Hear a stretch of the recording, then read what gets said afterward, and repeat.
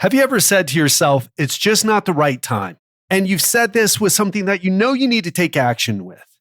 Let's say it's your health. You're so busy with work, with other things, with family duties.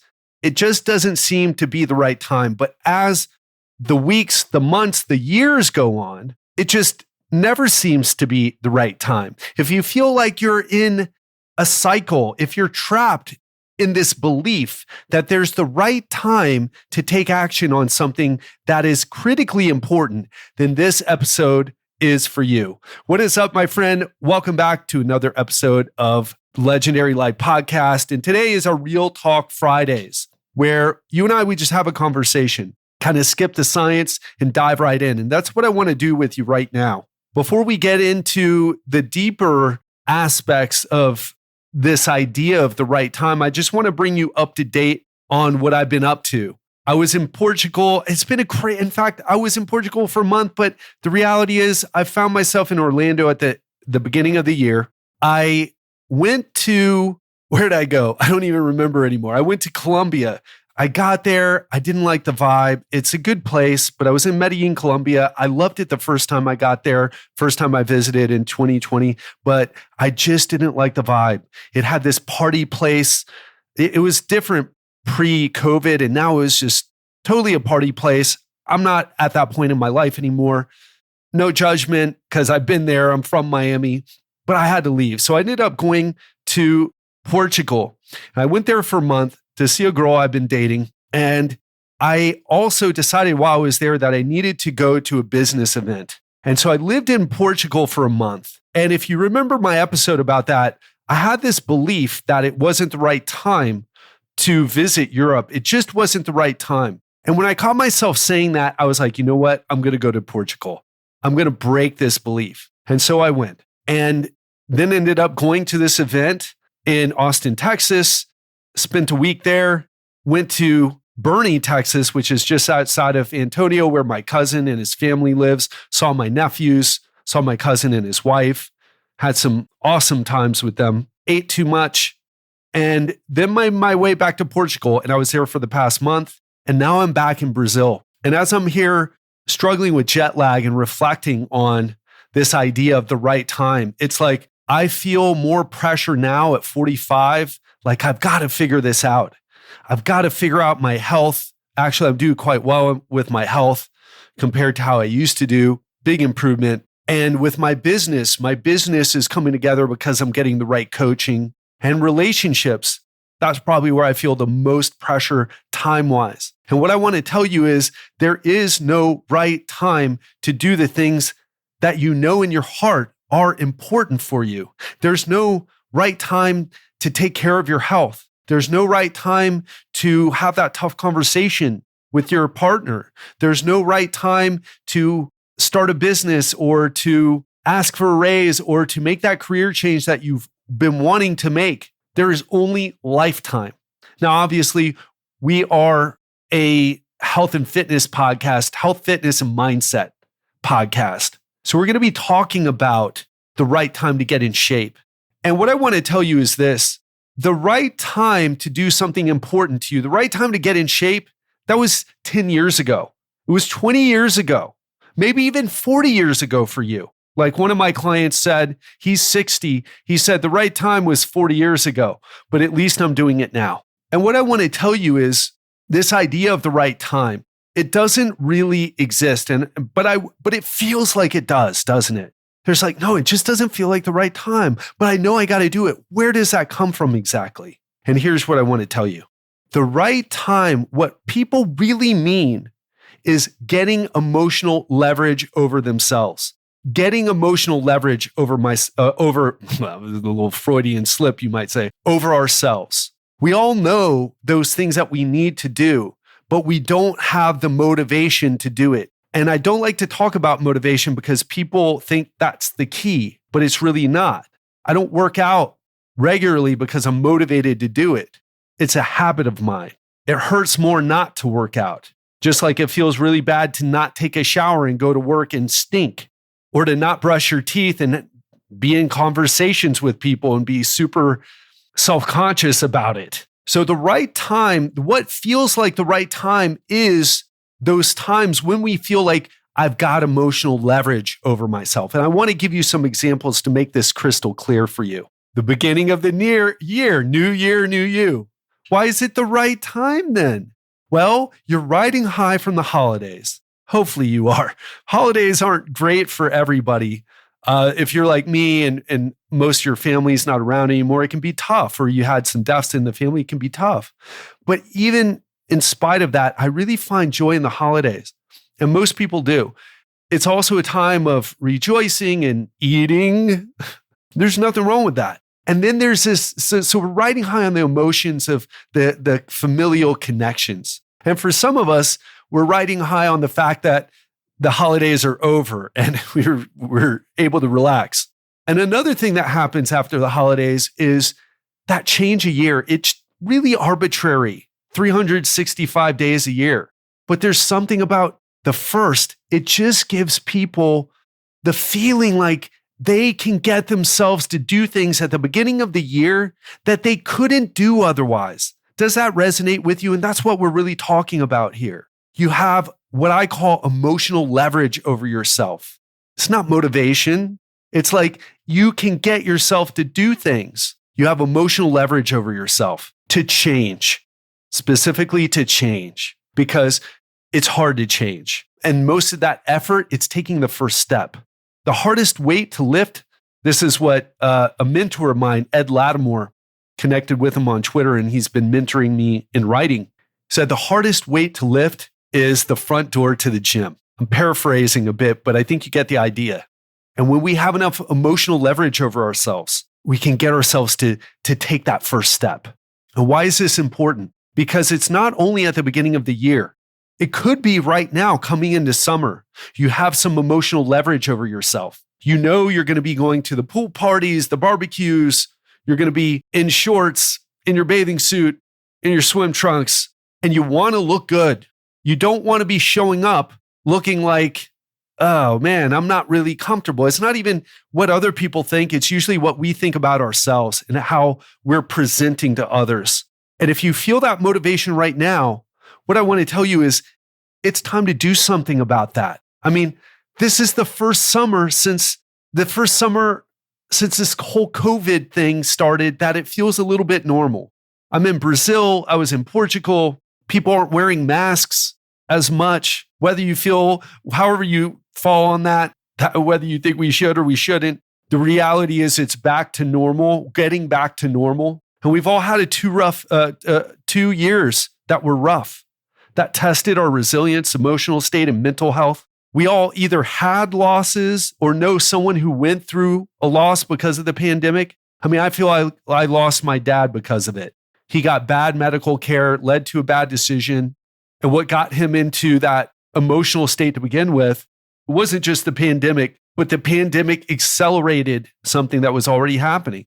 And so maybe you had something like that, or you know someone, you definitely at least know someone who had that. So the idea that we have limited time on this earth is more fresh than ever. We now know that healthy people can die too, and that we don't have our entire lives to wait for the perfect moment to be happy, to do those things that we know we really should do, which is part of happiness. Happiness is not when we can eat whatever we want, sit and binge the new amazing season 4 of Stranger Things, which I did do, by the way. That's part of it. I got some happiness from watching it, but it's also about doing those things that make us feel fulfilled. So my point is, summer is almost here. We've all been through a lot, and it's time to reflect and reset. And I want to tell you, I'm feeling pumped up right now. I've been looking for emotional leverage on myself. I put on a little bit of chub. Now, not a lot. I can still see the veins on my arms, but the veins on my abs, they haven't been there in a while. And maybe you're feeling the same way. And I've got a question that I want to ask you. How do you want to feel during summer? Do you want to feel proud of yourself because you stepped up and took action towards becoming the best version of yourself? Did you make food and drink choices that you became proud of? Did you start new habits that you've been wanting to do for a while? Did you come back from that beautiful, luxurious vacation that you worked so hard to afford and promise yourself again that next year promised yourself that you would take yourself on that vacation when things cleared up with COVID. Maybe you think that you need a break, that you need to eat more, relax more, drink more. But I want to ask you, is that really what you want? Is that really what is lighting you up inside? Ask yourself deep inside, are those the actions?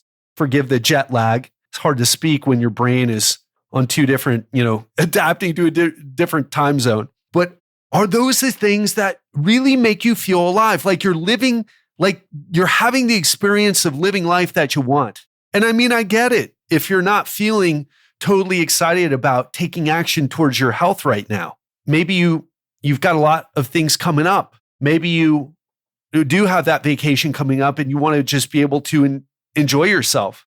And look, I get it. I'm the same way. I was just in Portugal. While they're very famous for their wine, they're also famous for their pastries. I don't drink much anymore. Didn't even get to try the wine. Actually, I did try the ginginha, which is this cherry liquor, which was delicious. So I guess I did try a little bit. But what I was a fan of was the food, incredible food and incredible pastries in their pastelerias, which is like the bakeries that they have.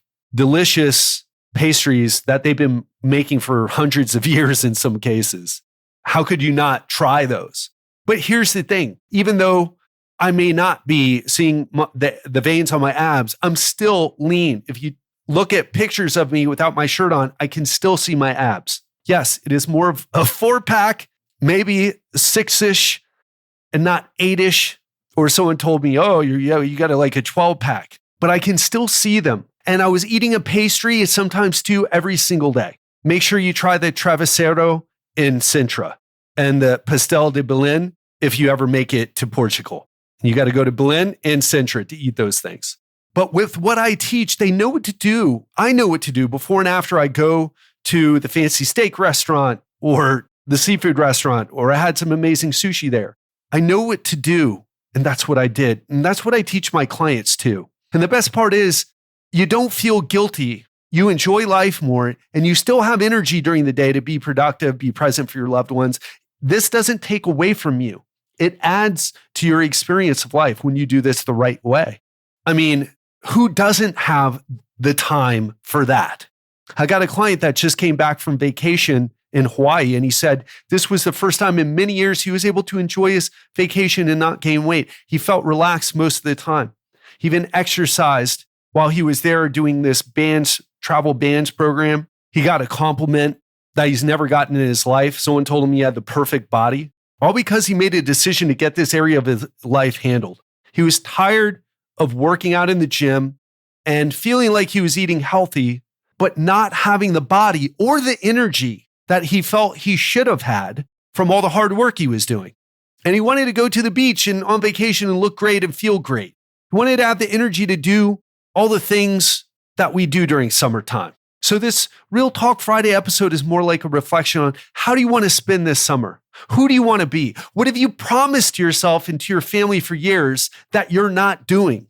And using the excuse that it just isn't the right time when you know in your heart there is no right time. The right time was decades ago. It's such bullshit when we say that. Look, I created this podcast to help you live a legendary life. And I want you to succeed in the 3 major areas: the health, the wealth, the relationships. In fact, I would even argue that although I'm a health and fitness guy, relationships are the number one thing.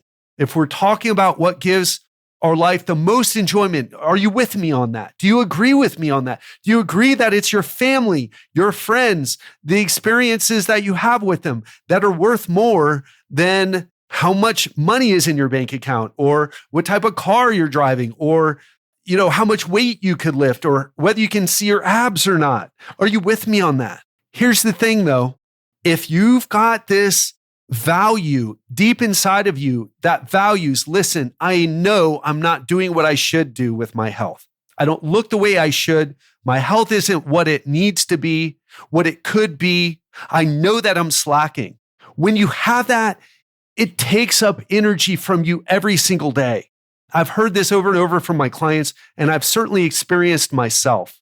So if you want to do better this summer, if you want to learn how to build your plate for fat loss, how to exercise just for a few minutes, a few times a week to create a strong, fit body so that you can enjoy vacations and social gatherings without feeling guilty. I've got a cool invitation for you. Next Wednesday, I'm starting my 7-day challenge. We're bringing it back we did this in 2020. People got great results. The only reason I shut it down was because my dad got sick and I shut my whole business down pretty much to go take care of him. So when I say family is number one, that's what I'm talking about. And in this challenge, you're going to learn everything that I just said and much more.